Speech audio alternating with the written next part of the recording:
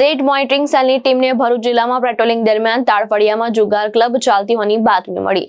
તેના આધારે ટીમે સ્થળની ઘેરાબંધી કરીને દરોડા પાડ્યા હતા. કાર્યવાહી દરમિયાન 13 જુગારીઓને ઝડપી પાડવામાં આવ્યા હતા. જ્યારે પોલીસના જણાવ્યા પ્રમાણે 4 મુખ્ય સૂત્રધાર સહિત 60 થી 70 જેટલા લોકો સ્થળ પરથી ફરાર થઈ ગયા હતા.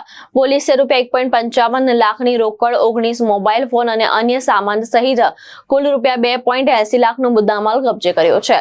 ઝડપાયેલા આરોપીઓ સામે ગુજરાત જાહેર જુગાર ધારા હેઠળ ગુનો નોંધવામાં આવ્યો છે. પોલીસે ફરાર આરોપીને વોન્ટેડ જાહેર કરીને તેની શોધખોળ શરૂ કરી છે.